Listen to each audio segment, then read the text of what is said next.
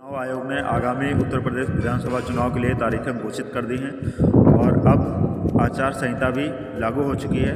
आप लोगों से निवेदन है कि ऐसी तानाशाही सरकार को दोबारा से सत्ता में बिल्कुल न लाएं, जिसने आपका जीना हराम कर दिया, युवाओं का भविष्य बर्बाद कर दिया, लोगों को तड़पने के लिए, मरने के लिए मजबूर कर दिया बिना ऑक्सीजन के।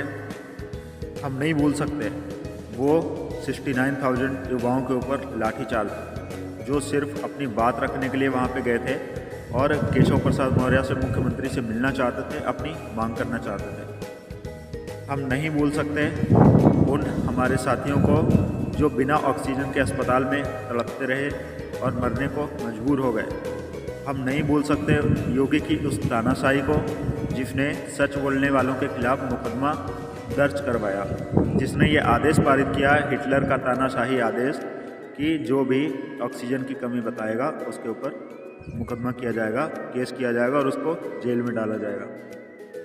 हम नहीं भूल सकते उस महंगाई को, जिसने लाखों करोड़ों लोगों को भूखे सोने पे मजबूर कर दिया। सरसों के तेल की महंगाई हो या फिर प्याज की महंगाई हो या फिर टमाटर की महंगाई हो, हर एक चीज़ की महंगाई। कोरोना की वो विकट परिस्थिति जिससे सरकार निपटने में पूरी तरह विफल रही है, ऐसी परिस्थिति को हम नहीं भूल सकते। आप बात करते हैं राम मंदिर बनवाने की, अयोध्या में राम मंदिर बनवा दिया। राम मंदिर बनवाना किसी सरकार के बस में नहीं है, वो सुप्रीम कोर्ट के फैसले पर डिपेंड करता है। सुप्रीम कोर्ट अगर फैसला नहीं देता तो आप लाख कोशिश करके भी राम मंदिर नहीं बनवा सकते थे, चाहे कांग्रेस की सरकार होती या बसपा की सरकार होती। अगर सुप्रीम कोर्ट का फैसला आता तो राम मंदिर तो बनता ही बनता, उसको रोकने वाला कोई नहीं था। लेकिन ये सरकार लोगों को उनके असली मुद्दे से भटकाना चाहती है। ये सरकार फ्री लैपटॉप, टैबलेट बांट करके युवाओं को लुभाना चाहती है। लेकिन यही सरकार अगर लैपटॉप, टैबलेट की जगह स्कॉलरशिप बांटती, विदेशों में पढ़ने का मौका देती, कॉपी पेन बांटती, किताबें बांटती, पढ़ने का, ग्रेजुएशन का और पोस्ट ग्रेजुएशन का अगर खर्चा उठाती, तो उस लैपटॉप से लाख गुना बेहतर था। वो जो लैपटॉप और स्मार्टफोन दे रही है, ये लैपटॉप और स्मार्टफोन से युवा वर्ग सिर्फ बर्बाद ही होगा। आपको भी पता होगा कि लैपटॉप और स्मार्टफोन से हमारा युवा वर्ग कितनी पढ़ाई करता है। वो उसमें पिक्चर देखता है या फिर उसमें पढ़ाई करता है। ये बताने की आवश्यकता नहीं है। तो ये इस सरकार के द्वारा शिक्षा को बर्बाद किया जा रहा है। युवाओं को अगर देना ही है तो रोज़गार दो, स्कॉलरशिप दो, विदेशों में पढ़ने का मौका दो, उन्हें प्रशिक्षित करो, नया कौशल सिखाओ। हमारा मुद्दा राम मंदिर का या धर्म का नहीं होना चाहिए। सनातन धर्म बहुत पुराना धर्म है और ये भाजपा सरकार या आरएसएस के आने से पहले भी चल रहा था और अभी भी चल रहा है और आगे भी चलता रहेगा। जब ये भाजपा नहीं थी तब भी हिंदू धर्म था, तब भी कोई ख़त्म नहीं हुआ। जब यहाँ पे मुगलों का राज था तब भी हिंदू धर्म था, तब भी यहाँ पे हिंदू धर्म ख़त्म नहीं हुआ। और जब यहाँ पे बौद्धों का शासन था तब भी हिंदू धर्म था, तब भी यहाँ पे ख़त्म नहीं हुआ। इसलिए ये हिंदू धर्म की साजिश में ना फंसें। ये जो बहलाने वाली, आपको दंगे करवाने वाली साजिश है कि आपका धर्म खतरे में है, आपका धर्म खतरे में नहीं है। वास्तव में आप खतरे में हो, आपका देश खतरे में है, ऐसी सरकार को सत्ता में लाकर। और हिंदू राष्ट्र बनाने की बात आई, ये जितने भी लोग हिंदू राष्ट्र बनाने की बात करते हैं, ये पूरी तरह संविधान विरोधी हैं।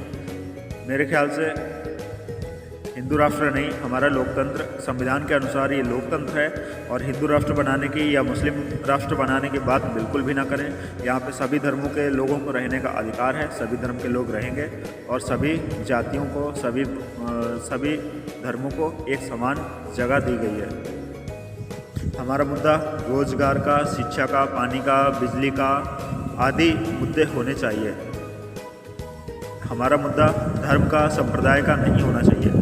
आप कैसे भूल सकते हैं वो आरक्षण के नाम पर जो युवाओं को मारा गया, उनको आंदोलन करने से रोका गया, युवाओं को उनके अधिकार की बात करने के लिए उनको मना किया गया। वो जो युवा वर्ग राम मंदिर के आंदोलन में सबसे आगे था, वही युवा वर्ग जब अपने लिए नौकरी मांगने के लिए आंदोलन करता है तो उसी युवा वर्ग के ऊपर लाठियाँ चलाई जाती हैं। ये चीज़ आप क्यों भूल जाते हो?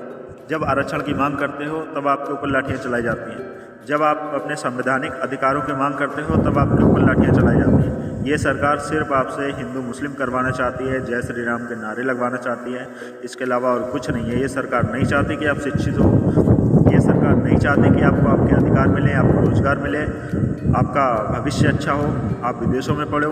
ये सरकार बिल्कुल नहीं चाहती।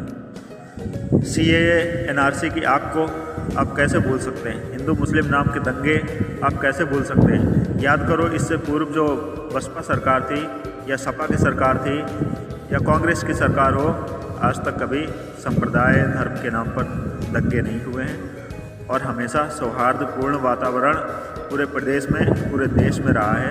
और जब से ये मनहूस सरकार आई है तब से सभी का जीना दूभर हो गया है। मैं तो आपसे यही निवेदन करना चाहता हूँ, ना तो सपा बुरी है, ना बसपा बुरी है और ना आज़ाद समाज पार्टी बुरी है। बुरी है तो करंट गवर्नमेंट बुरी है जो अभी सत्ता में कायम है। और मेरे ख्याल से आप उन्हें ही वोट करें जिनके पास जन समर्थन ज़्यादा हो, ताकि अगर आप डिवाइड होकर वोट करेंगे, कोई BMP को करेगा, कोई BSP को करेगा, कोई SP को करेगा, और हम लोग अगर इसी तरह से डिवाइड हो जाएंगे हर एक पार्टी में अलग अलग, तो जो विपक्षी पार्टी है भाजपा सरकार, वो वापस से सत्ता में आ जाएगी। इसलिए हमें डिवाइड नहीं होना है। भाजपा सरकार से लाख गुनी अच्छी सपा सरकार है, लाख गुनी अच्छी बसपा सरकार है और लाख गुनी अच्छी आज़ाद समाज पार्टी BMP है।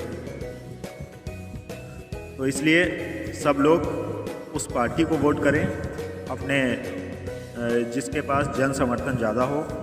अगर सपा के पास जन समर्थन ज़्यादा है, सपा का पलड़ा भारी है तो सपा के साथ जाएं, बसपा का भारी है तो बसपा के साथ जाएं, लेकिन इस सरकार को विजयी ना होने दें। और सरकारों से भी निवेदन है, चाहे बसपा हो या सपा हो या BMP हो या आज़ाद समाज पार्टी हो, ज़रूरत पड़ने पर गठबंधन अवश्य करें ताकि इस देश को, इस संविधान को बचाया जा सके। क्रांतिकारी जय भीम, नमो बुद्धाय। बलिदान सिंह बौद्ध, राष्ट्रीय महासचिव, national and international Buddhist society.